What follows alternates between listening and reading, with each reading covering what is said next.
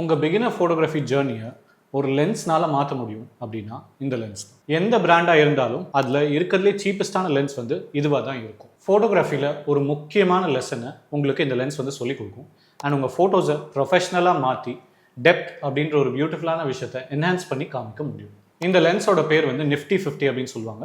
இது வந்து 50mm lens. என் பேர் Muthuraman. I'm a wedding and architecture photographer. Photography லேர்னிங்கை ஈஸியாக ஆக்குறது தான் என்னோட கோல். ஸோ லேர்ன் பண்ணுறதுக்கு கண்டிப்பாக சப்ஸ்கிரைப் பண்ணுங்கள். இந்த வீடியோவை கடைசி வரைக்கும் பார்த்தீங்கன்னா foreground blur and background blur எப்படி இந்த மாதிரி ஒரு 50mm லென்ஸ் யூஸ் பண்ணி எப்படி கொண்டு வருது அப்படின்றத நான் காமிக்கிறேன். ஒரு பிகினர் ஃபோட்டோகிராஃபராக இருக்கும்போது நீங்கள் என்ன பிளான் பண்ணுவீங்க? ஒரு கேமரா வாங்கலாம், அதோட கிட் லென்ஸ் வரும். கிட் லென்ஸ் வந்து ஒரு 1845 1855 இருக்கும்.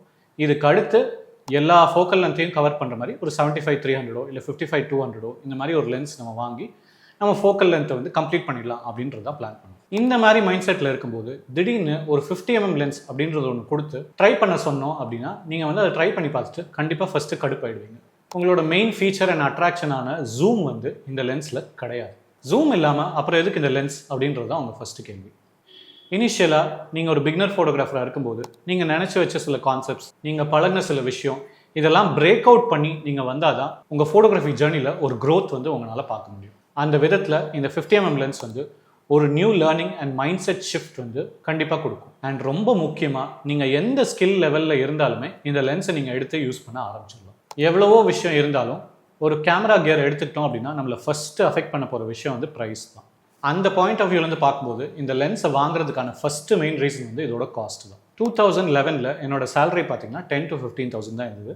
அந்த சேலரியில் என்னால் கேமரா கியர் வந்து வாங்க முடியல. பட் என்னால் கேமரா கியர் வந்து ரெண்ட் பண்ண முடிஞ்சிச்சு. ஏதாவது ஒரு கியர் நம்ம வாங்கலாம் அப்படின்னா கண்ணை மூடிட்டு வாங்கக்கூடிய ஒரு விஷயம் அப்படின்னு பார்த்தீங்கன்னா இந்த 50mm லென்ஸ் தான். நான் 50mm லென்ஸ் தான் ஃபஸ்ட்டு வாங்கினேன். அண்ட் அந்த டைமில் என் கையில் கேமரா கூட கிடையாது. எஸ், இதோட ப்ரைஸ் அன்னைக்கு பார்த்தீங்கன்னா 8,000 இருந்தது. இன்னைக்கு அரௌண்ட் 10,000 இருக்குது.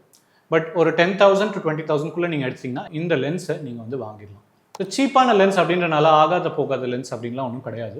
பேசிக்காக இது ஸ்டார்டிங்கில் வாங்கிட்டு அப்புறமா கொஞ்ச நாளுக்கு அப்புறம் தூக்கி போடலாம் அப்படின்ற மாதிரி லென்ஸும் ஷுவராக கிடையாது. அண்ட் நான் ஈஸியாக சேலஞ்ச் பண்ணுவேன், எல்லா ப்ரொஃபஷனல் ஃபோட்டோகிராஃபரோட பேக்கில் கண்டிப்பாக இந்த லென்ஸ் வந்து ஒரு மெயின் லென்ஸ் அல்லது ஒரு பேக்கப் லென்ஸாக ஷுவராக இருக்கும். ஒரு பிகினர் ஃபோட்டோகிராஃபராக உங்கள் மைண்ட் செட் வந்து இதுலேருந்து கண்டிப்பாக சேஞ்ச் ஆகும் அப்படின்றது சொன்னேன். ஸோ இதில் ஜூம் இன் ஜூம் அவுட் கிடையாது. அதனால நீங்கள் தான் வந்து மூவ் இன் மூவ் அவுட் வந்து பண்ண வேண்டியது இருக்கும். பட் இந்த ஜூம் இல்லாதனால நீங்கள் வந்து சிம்பிளிஃபைடாக ஃபோட்டோகிராஃபியோட முக்கியமான கான்செப்ட்ஸில் டைரெக்டாக ஃபோக்கஸ் பண்ணலாம்.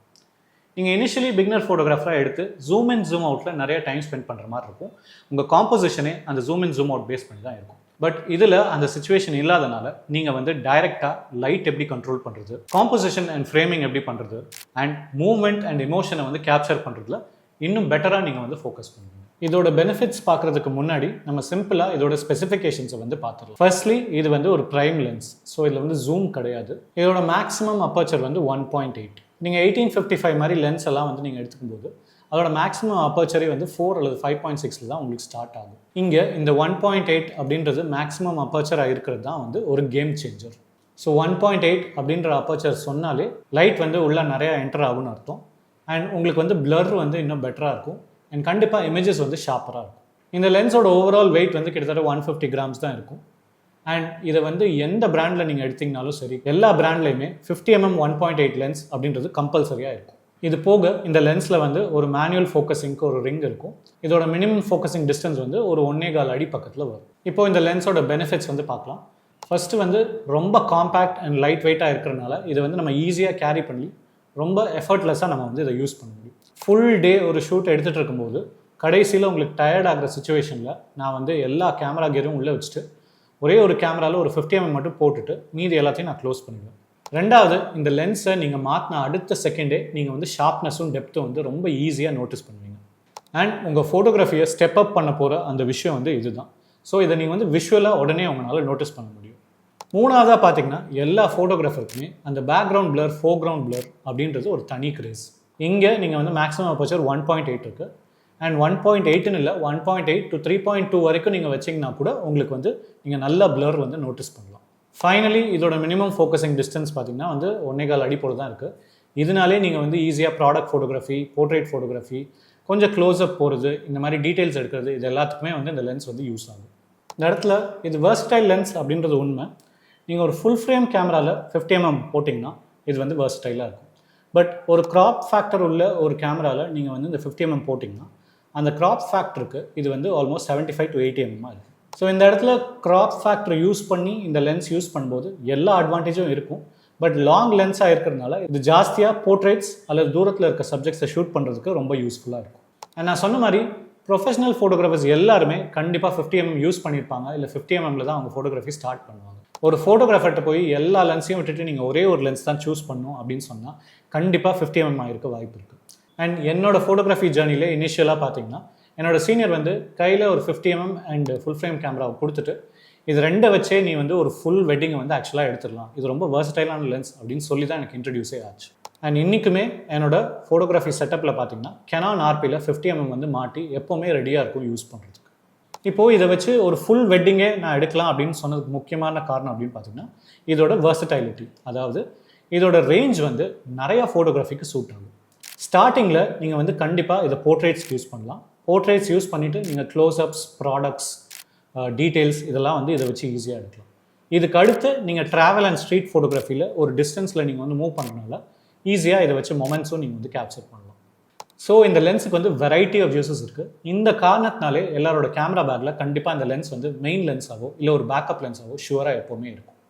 அண்ட் உங்களுக்கு ஒரு குவிக் கொஸ்டின், இப்போ இந்த லென்ஸை யூஸ் பண்ணி நீங்கள் ஒரே ஒரு டைப் ஆஃப் ஃபோட்டோகிராஃபி தான் எடுப்பீங்க அப்படின்னா எந்த ஃபோட்டோகிராஃபி எடுப்பீங்க அப்படின்றத கமெண்ட்டில் போடுங்க.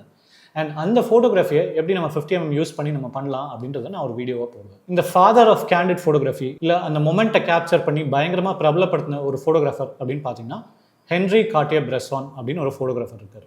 இவர் வந்து அந்த டிசிசிவ் மொமெண்ட், அதாவது மொமெண்ட்டை கேப்சர் பண்ணுறதுல ஒரு பெரிய மாஸ்டர். அண்ட் இவர் இந்த 50mm லென்ஸை வந்து அதிகமாக யூஸ் பண்ணார். அண்ட் அதை யூஸ் பண்ணுறதுக்கு முக்கியமாக இவர் கொடுத்த காரணம் பார்த்தீங்கன்னா அவர் வந்து ஸ்ட்ரீட்டில் ஃபோட்டோ எடுத்துகிட்டு இருக்கும்போது டிஸ்க்ரீட்டாக இருக்க விரும்பினார். ஸோ இந்த லென்ஸ் வந்து காம்பேக்டாக சின்னதாக இருக்கிறனால நீங்கள் வந்து ஃபோட்டோ எடுத்துகிட்டு இருக்கீங்கன்னு தெரியாமல் குயிக்காக எடுக்க முடியும் அப்படின்றதுக்கு இந்த லென்ஸ் வந்து ரொம்ப யூஸ்ஃபுல்லாக இருக்கும். ஃபைனலி இந்த பேக்ரவுண்ட் பிளர், ஃபோர்க்ரவுண்ட் பிளர் எப்படி வந்து உங்கள் ஃபோட்டோவில் பெட்டராக கொண்டு வரலாம் அப்படின்றத பார்ப்போம். ஃபஸ்ட்டு வந்து நீங்கள் உங்கள் கேமராவில் மோட் வந்து அப்பர்ச்சர் ப்ரையாரிட்டி மோட் இல்லை மேனுவல் மோட் வச்சுக்கிட்டிங்கன்னா பெட்டர். அப்பர்ச்சர் ப்ரையாரிட்டி அல்லது மேனுவல் செட் பண்ணிவிட்டு அடுத்து நம்ம வந்து அப்பர்ச்சர் நம்பர் எவ்வளோ வைக்கிறது அப்படின்றத பார்க்கலாம். மேக்ஸிமம் அப்பர்ச்சர் வச்சிங்க அப்படின்னா உங்கள் பேக்ரவுண்ட் பிளர் அல்லது ஃபோர்க்ரவுண்ட் பிளர் வந்து ரொம்ப நல்லாவே உங்களுக்கு தெரியும்.